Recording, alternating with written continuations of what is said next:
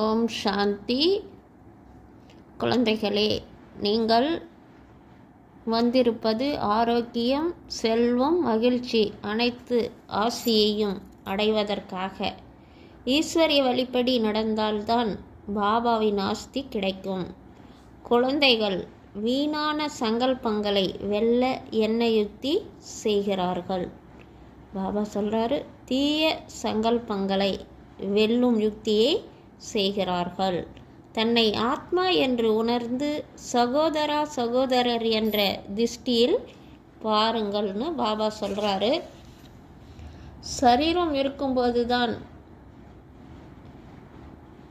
வாயால் பேச முடியும், காதால் கேட்க முடியும்.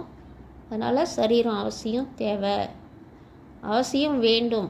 உங்களுக்கு குழந்தைகளாக ஈஸ்வரிய வழி கிடைத்திருக்கிறது, அது ராமரின் வழி ஆகும்.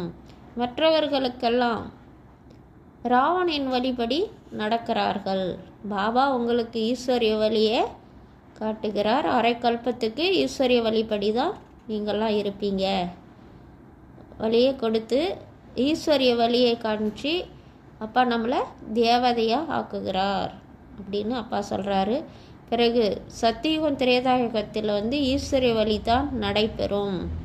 அதில் அங்கே ஆயுளும் அதிகரிக்கும் அப்படின்னு பாபா சொல்கிறாரு. துவாபர யுகம் கலியுகத்தில் ராவனுடைய வழி நடக்கிறது, ராவனுடைய ராஜ்யம்தான் நடக்கும். அதில் ஆயுளும் குறைவாக இருக்கும், நீங்களாம் துக்கம் அடைவீர்கள்.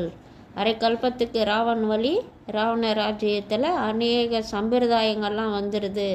முழு உலகமும் ராவனுடைய ஆதிக்கத்தில் இருக்கிறதுனால இங்கெல்லாம் துக்கத்தில் இருப்பாங்க. நீங்கள் துக்கத்தை தான் அடைகிறீங்க.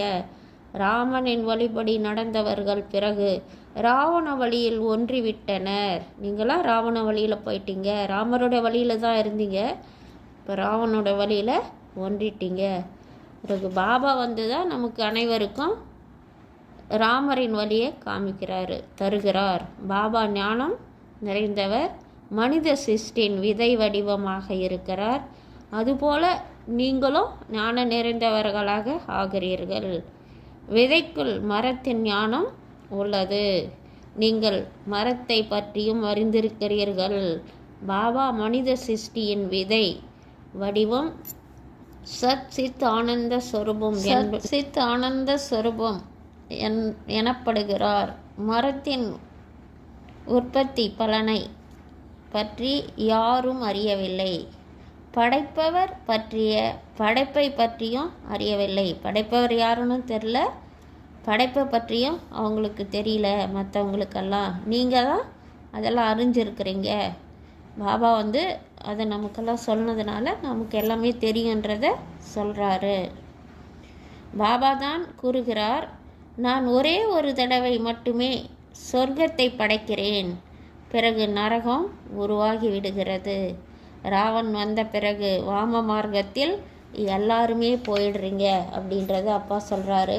பிறகு பாபா புரிய வைக்கிறாரு, நீங்கள் எதையும் கேட்க வேண்டிய அவசியம் இருக்காது. ஏனெனில் இது படிப்பு.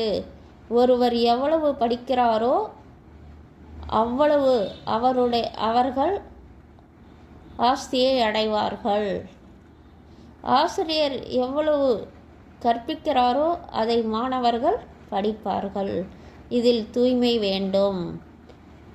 ஆத்மா என்று புரிந்து சகோதரர், பிறகு பிதா பிரம்மா மூலம் சகோதரி ஆகிறோம் அப்படின்னு பாபா சொல்கிறாரு. சகோதரி என்பதில் கூட பெயர் ரூபத்தில் கவர்ச்சி உள்ளதுன்னு பாபா சொல்கிறாரு. அநேகருக்கு விகல்பங்கள் வருகின்றன. அந்த சகோதரியில் கூட விகல்பங்கள் வருது. அதனால் தன்னை ஆத்மா என உணர்ந்து சகோதரன் என்ற திருஷ்டியில் பாருங்கள். தந்தையை நினைவு செய்யுங்கள். எவ்வளவு நினைவு செய்கிறீர்களோ அந்த அளவு கரை நீங்கிக் கொண்டே போகும், குஷி அதிகரிக்கும், சர்வ மகான் ஆவீர்கள்.